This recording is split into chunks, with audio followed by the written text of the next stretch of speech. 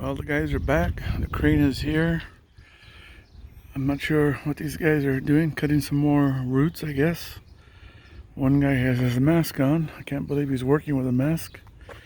The baby backhoe is on the other side of that crane.